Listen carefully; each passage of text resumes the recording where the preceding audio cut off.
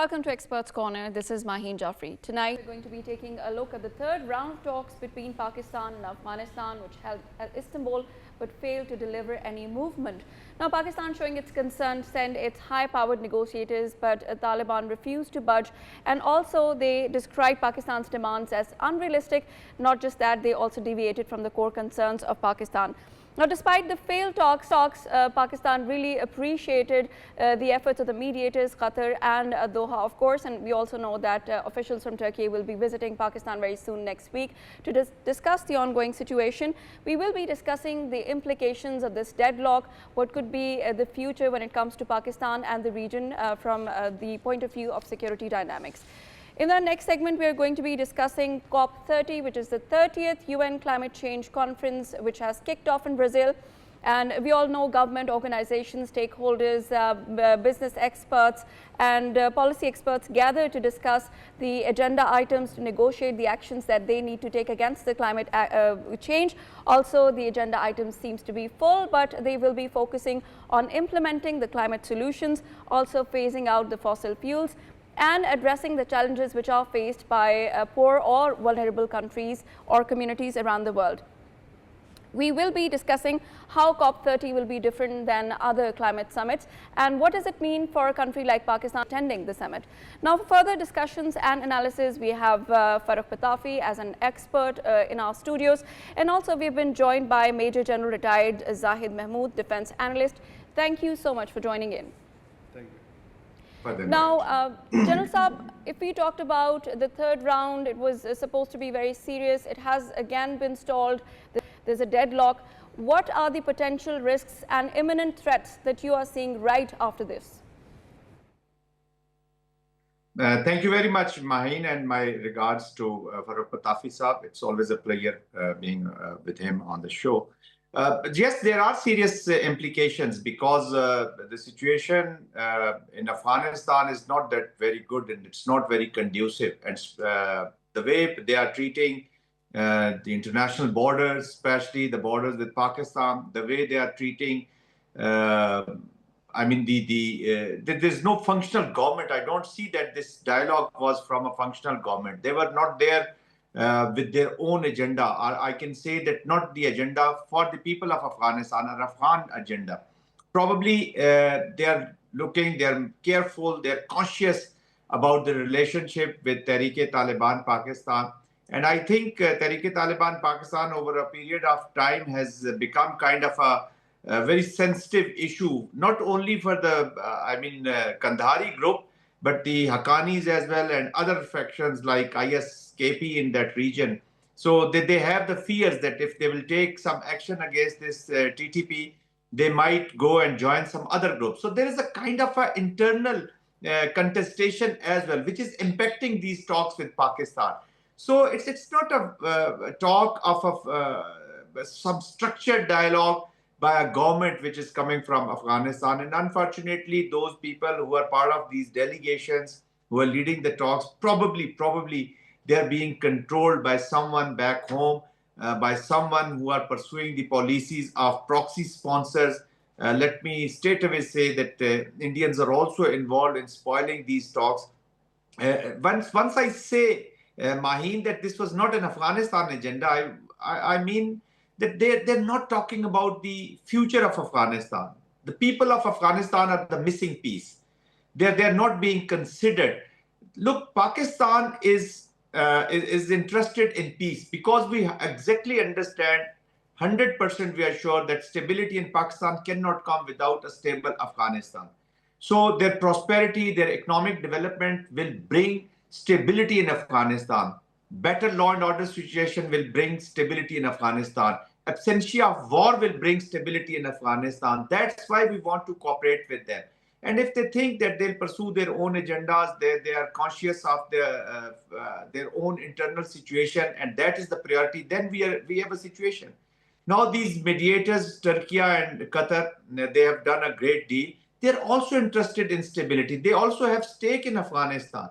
They also have stake in progress in this region. Turkey has their own stakes. But Qatar has been offering them their good offices. Still, they have, a lot of linkages with them.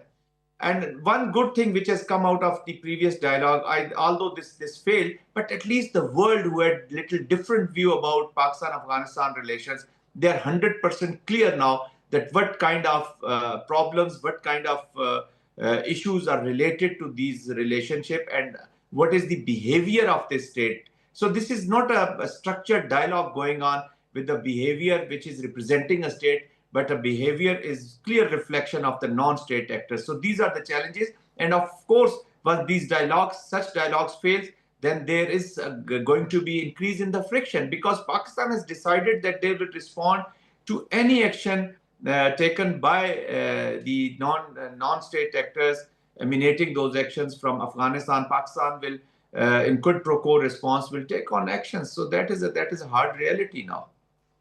Right. General Sahab, thank you very much for that pithy summation of the situation. What I have been able to take away from that is that there is a royal rumble of influence and contestation going on in Afghanistan. That is the easiest way to create a kind of situation that cannot be controlled. So what are Pakistan's options right now, apart from kinetic options, right? And the second thing is, we have heard that the Turkish, because Turkey is one of the mediators, Turkish intelligence officials will come to Pakistan as well. What do you think can be achieved through that? Is there a possibility of finally working out some kind of joint mechanism between Pakistan and Afghanistan?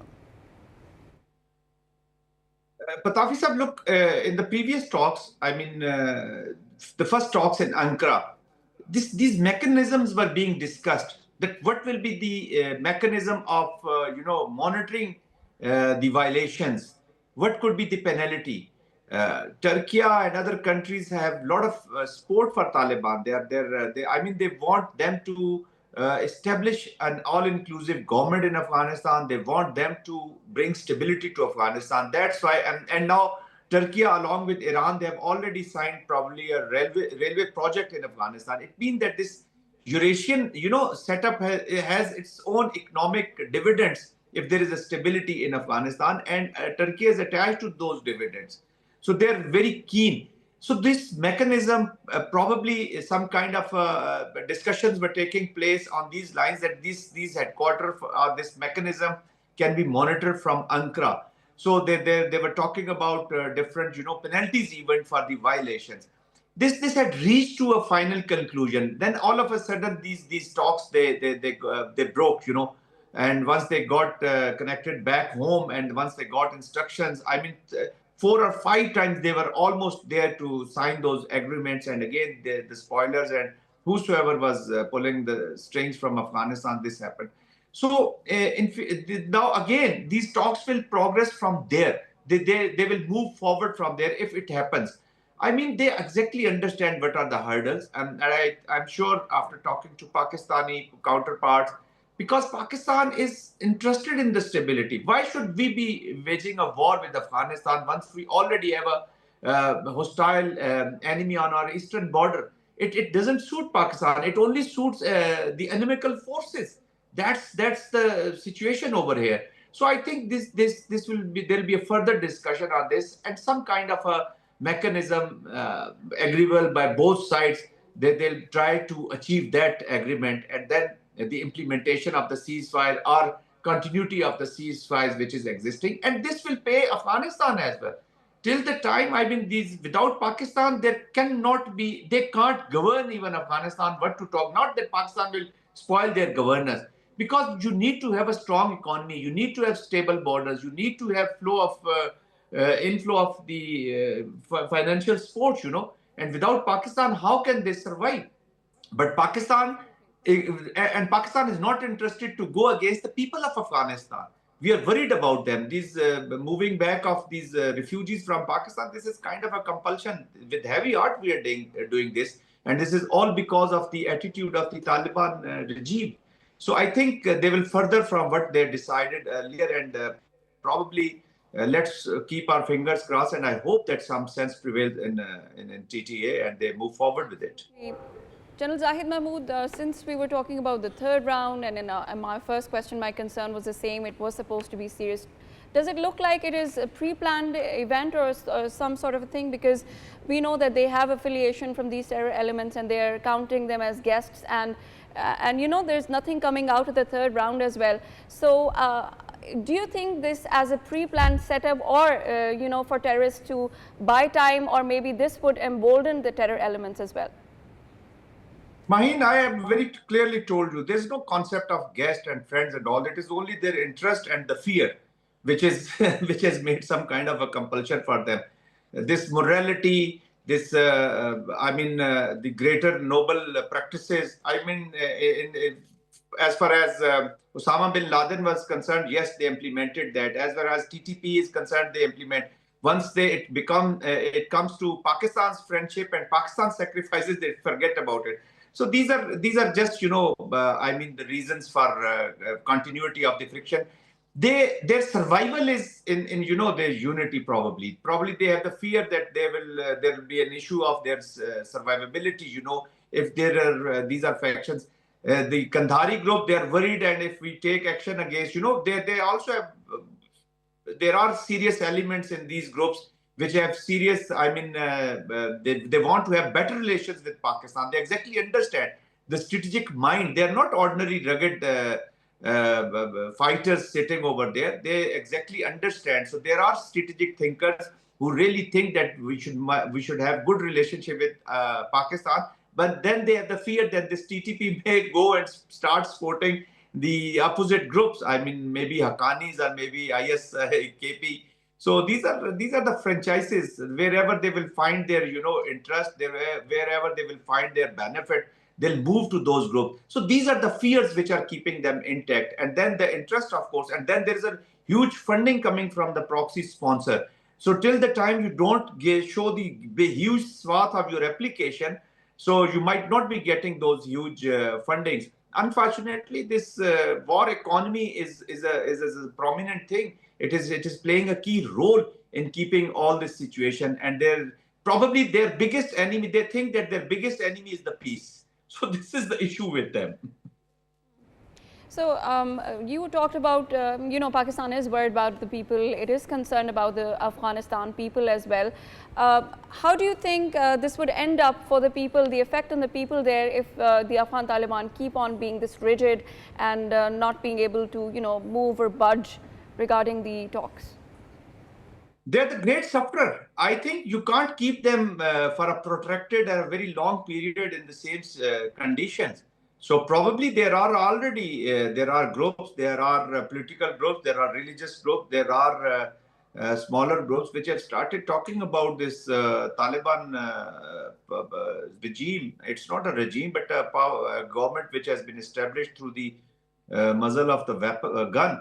And these children of conflict are there in power. So probably they will have to create an environment, and they will have to come out and put pressure on these Talibans to have all-inclusive government. They had already promised in 2021 Doha Accord with the United States of America, other than not allowing the use of their soil by any terrorist group. Other than that, there were other political and economic elements which were there in that accord. They're not. They're not even going for that where is that all-inclusive government? So they're not making any effort. Where is that socio-economic development of, you know, Afghanistan? It's not happening. So that's why they will have to create some pressures, the northern groups, and they will have to move forward if they want to have a government in Kabul for the people of Afghanistan. Otherwise, they'll keep suffering. And unfortunately, now the whole world is, you know, putting pressure on them. There are, even from the European countries, these Afghan refugees are being sent back. United States of America was supposed to be, you know, giving refuge to 125,000, if I'm not wrong. They're not moving forward on that. Iran has already packed them back.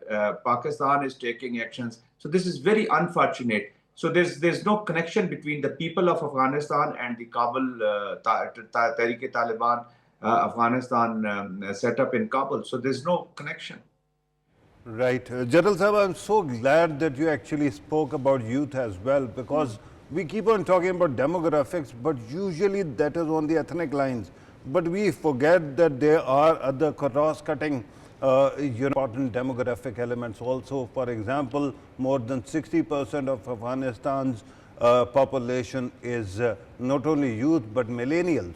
So with not millennial, Gen Z actually.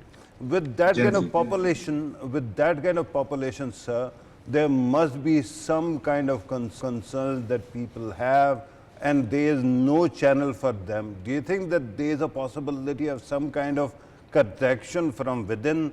I was looking at Ahmad Masood Jr.'s statement regarding Afghanistan becoming the hub of terrorists around the world. So do you think that there is a possibility of some kind of pushback coming from people which is not essentially driven by religion but needs of the common man on the street? There is a huge understanding in Afghanistan that Afghanistan, these fighters, leaders, they have used this, religion as a casus supply for for radicalization, and then recruiting the people. They have used this charade ideology, and unfortunately, it has brought bad name, and it has brought a bad impression about Islam as well.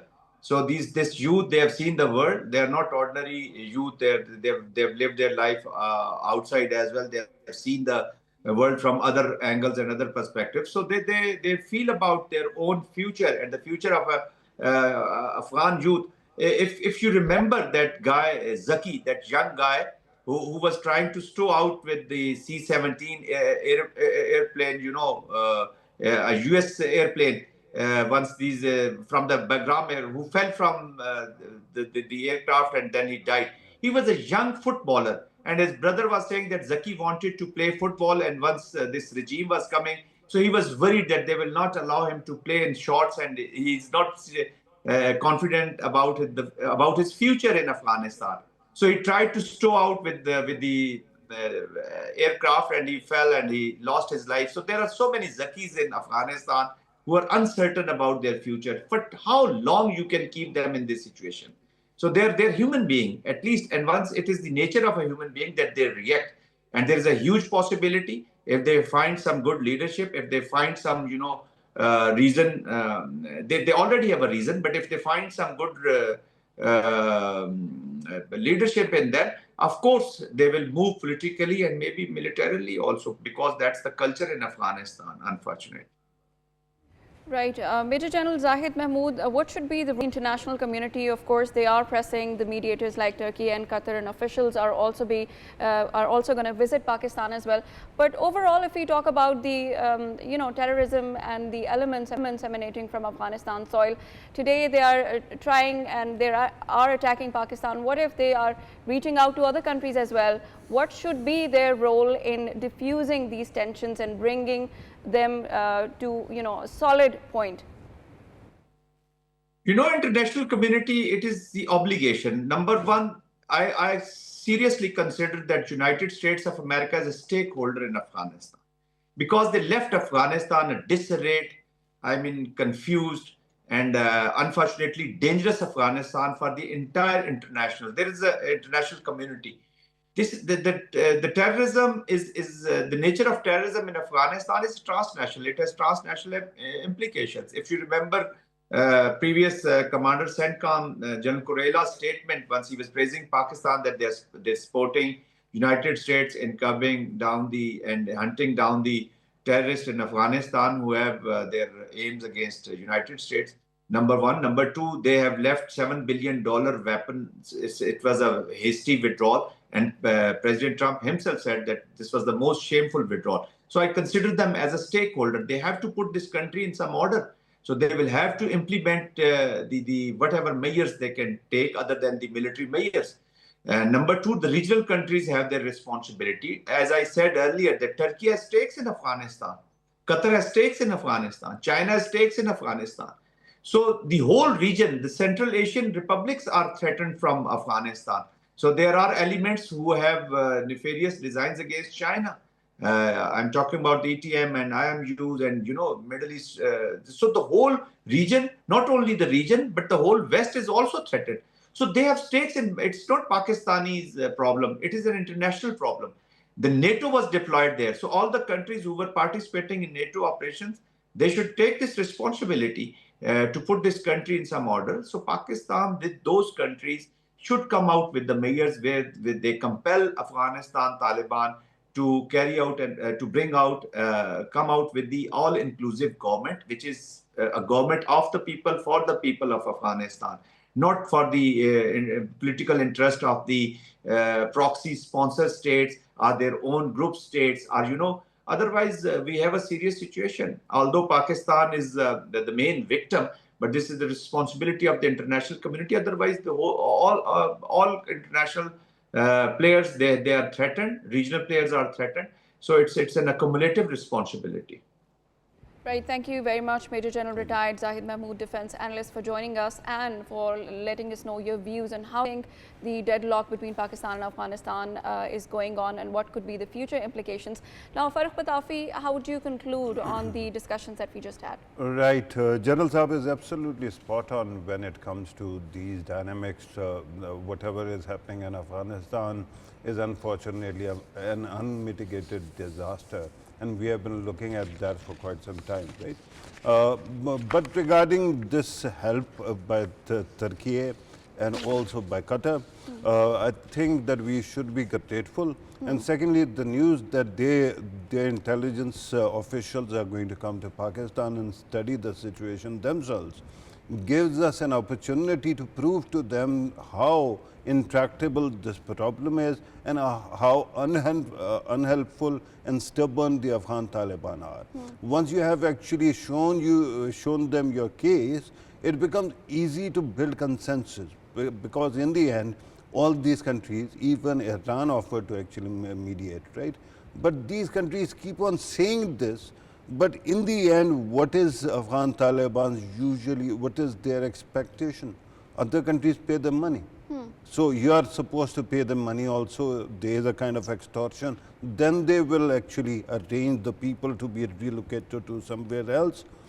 This extortion cannot be had. It cannot be tolerated, right? So it is in Pakistan's interest to keep on showing our friends, our colleagues, our allies, that this is what we are dealing with and how irresponsible the other side is. Absolutely. Having said that, generals have more than once actually spoke about the sponsors who are trying to undermine, who are actually sponsoring proxy battles there. And he, of course, meant India. We keep on whenever we talk about Fitnatul Khawarij or Fitnatul Hindustan, we talk about India because India is the sponsor. So remember that Hillary Clinton once said something about keeping snakes in your backyard and hoping that they are not going to attack you. India is doing exactly that. Now, Afghanistan, the tinderbox it is, if it explodes once again, it can harm any country. Absolutely. So if any country is sponsoring such elements, they better be in danger, yeah. They should be brought back to senses by the Committee of Nations. So that is also very important. Absolutely. Farrukh Pitafi, thank you so much for your comments on the deadlock that is right now between Pakistan and Afghanistan. And of course, like we said, that Pakistan needs to engage with the regional countries, and we also know that official from Turkey will be visiting Pakistan in order to read the entire situation on their own, and Pakistan is lucky and grateful to have such mediators. Now, in the second segment, we will be talking about the COP30, which is a climate change conference which has kicked off in Brazil. And of course, all the stakeholders have gathered there to join hands and maybe think of something possible, a kind of action that would need to mitigate the climate change that's happening there. And the most important part is that there are vulnerable countries like Pakistan, there are poorer communities around the world which are most affected by the climate change.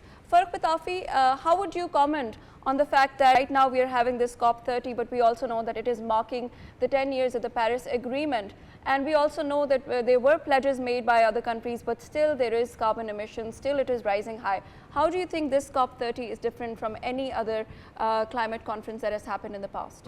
Right. I think that the only reason why I'm going to say it is different is because I believe in human resilience. Human beings keep on trying to actually do the impossible. and this is what happens. Let me remind everybody what are the major consensus points that are the focus right now. Energy is one of the main topics. The second one is forest and biodiversity. Third is cities and infrastructure. Fourth is food and agriculture. Fifth is human development. And then you have cross-cutting issues like technology and finance, right? Now you are within your rights, Maheen, to say that why haven't we progressed and the temperature keeps on increasing. The answer lies in a simple fact: how the rich countries are reacting to whatever has been asked. Remember that even now, $7 trillion are actually spent in, fossil fuel subsidies.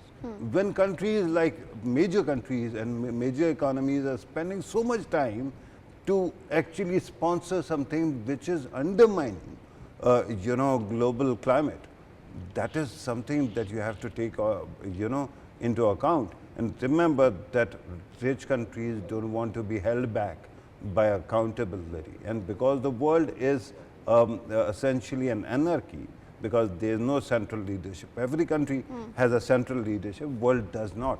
So what happens in the end is the fact that every rich and powerful country is going to say, I'm going to walk away or do whatever I want to, and you can do whatever you want. Because they are preferring economy over the planet. And we are also joined by Dr. Khalid Waleed, who is an analyst and who is joining us from Brazil. Thank you so much for joining us, Dr. Khalid Waleed. Yeah, thank you.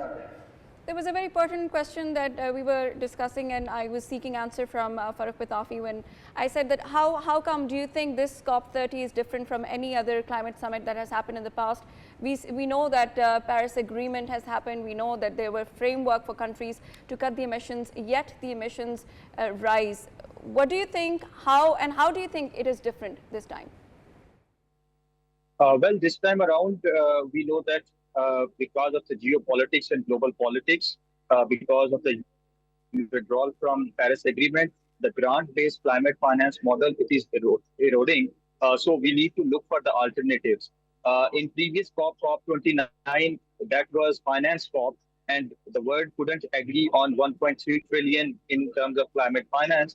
This time around, there is a framework that is known as Baku to Belém framework for climate finance, which is focusing on how to bring about this $1.3 trillion for climate action. So there are 3 or 4 things that the negotiators, they are negotiating. First, the uncertain times, that how parties should react after USA's withdrawal. Second, how to bring about private sector into the fold. Third, how to bring about competition and efficiency to the much needed climate pledges. There are 5-point action plan that have been given as 5 R's in COP30. First is replenishing the grants, concessional finance and low cost capital, which means for countries like Pakistan, that capital should move freely, particularly in terms of concessional finance, which should not create that stress for Pakistani countries. And second is rebalancing fiscal space and debt sustainability, which is very important for Pakistan and developing countries, particularly those countries who are under debt stress. We have recently seen that government has imposed a carbon levy, so we need to recycle it in a way that is for climate action and resilience. Third R is the rechanneling of transformative private finance and affordable cost of capital, which is very important in these times because concessional or grant-based climate finance is eroding. So we need to look for private sector interventions and private sector partnerships so that we can maintain a model that I often say this should be a public-private people partnership. Fourth R is revamping capacity and coordination for scaled climate portfolios. This is lacking for developing countries, particularly for Pakistan, that we need to build the capacity, particularly for climate action, resilience, adaptation, mitigation.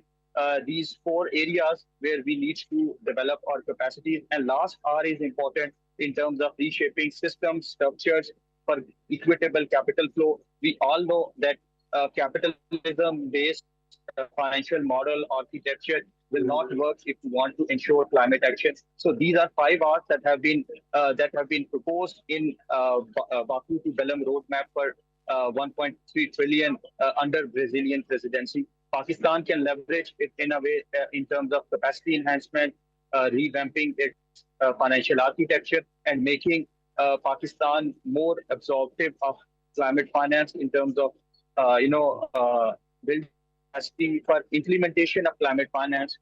This time around, Pakistani Pavilion, Punjab has taken lead, and they have shown many projects that have been done so that they can attract more climate finance. Right. Right.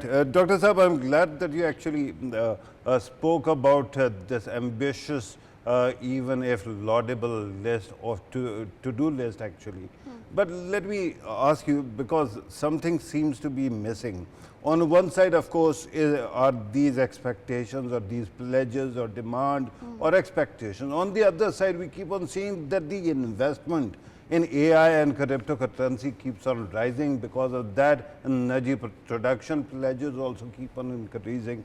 Which one is more counterintuitive right now? These pledges or this to-do list, or the people who still, despite a decaying planet, keep on investing in fossil fuels?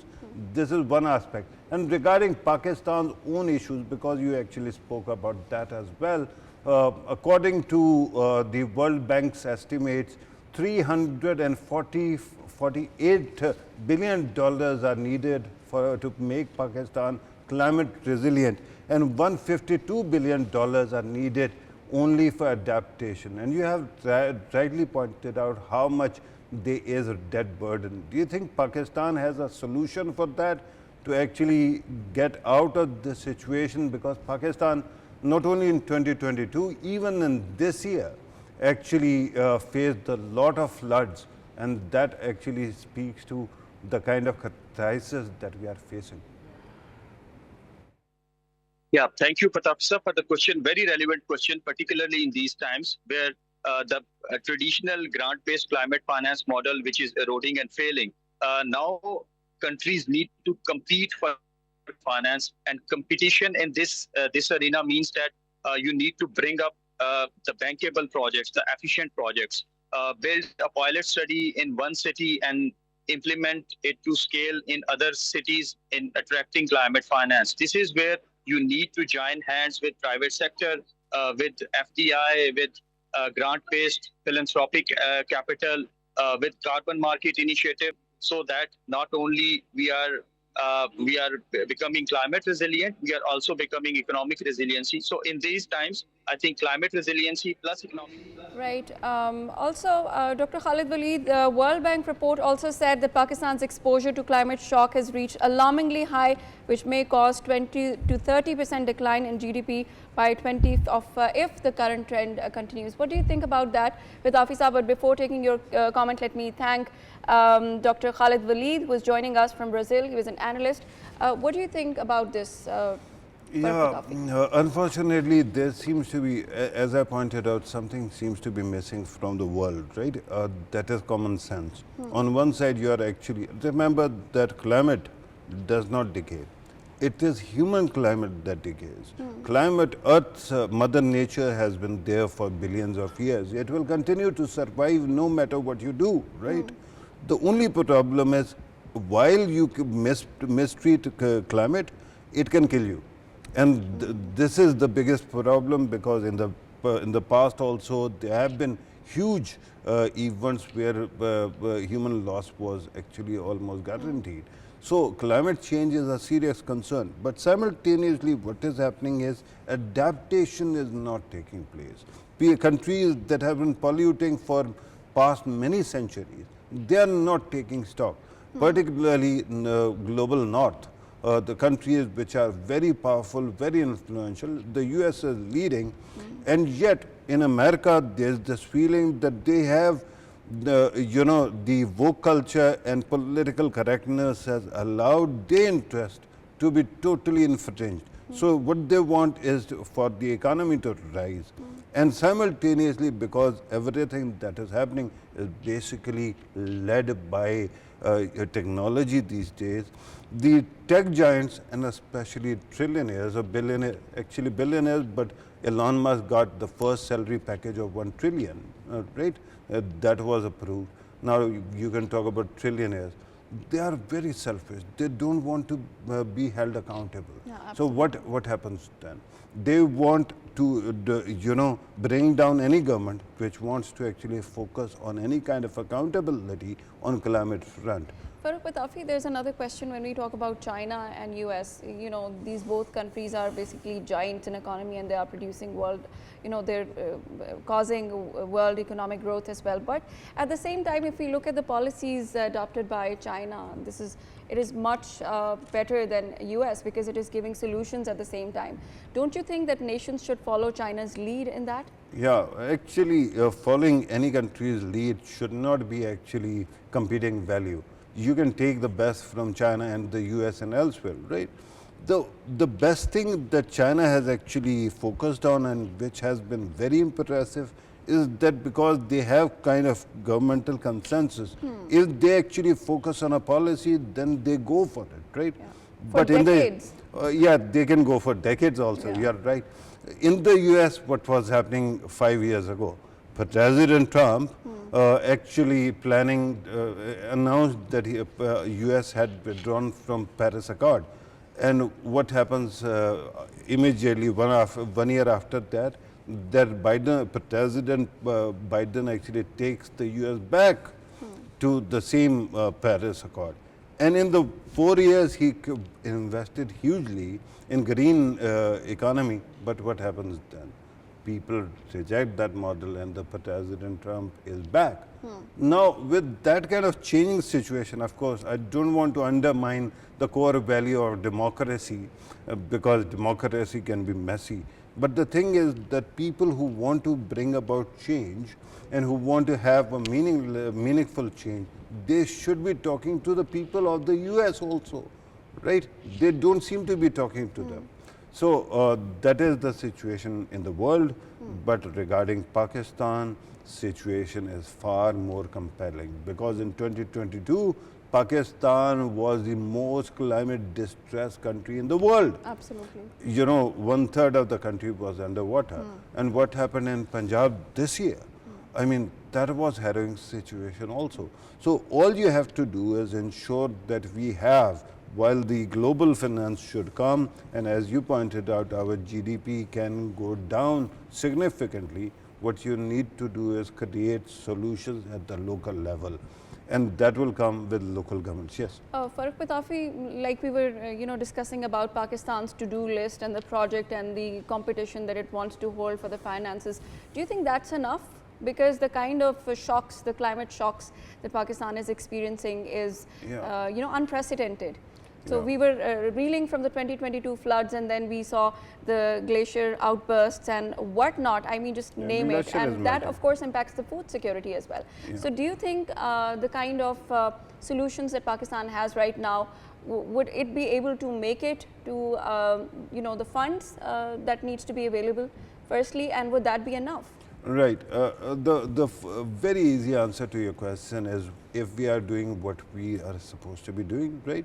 The fact remains that whenever there is flooding in the country, we actually keep on looking at the country's, various issues.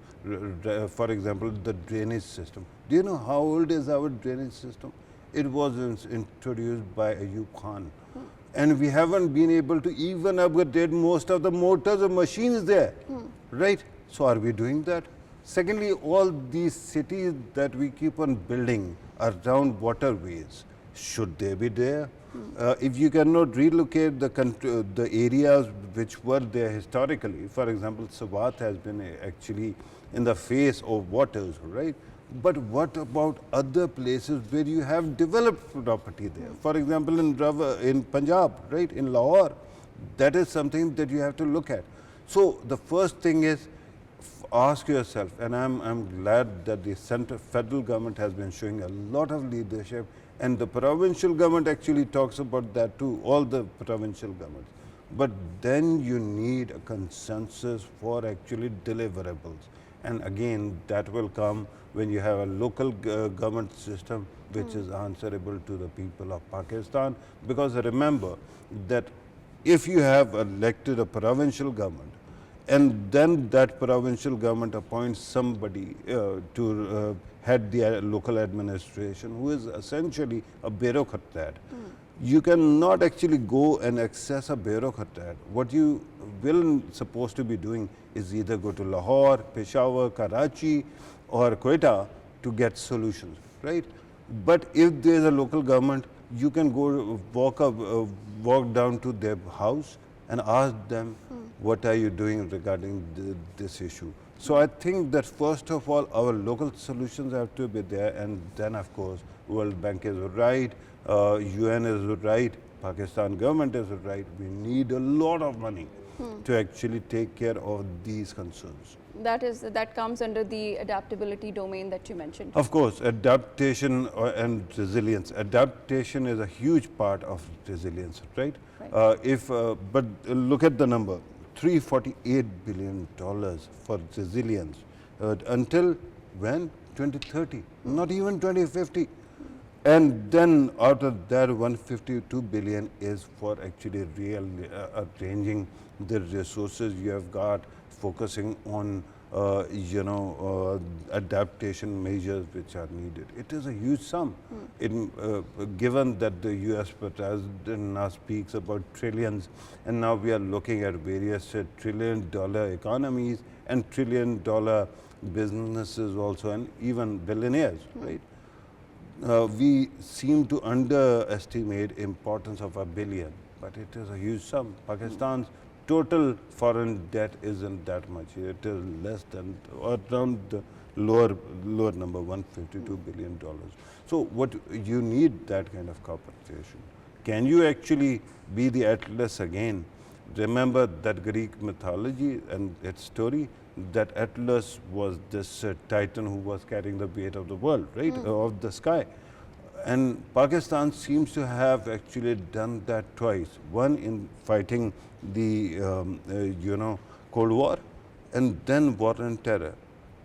Is it now our responsibility to become the lead advocate of climate change? My concern is that in order to fix your house, if you have to fix the world, then better get at it and start doing it. Absolutely.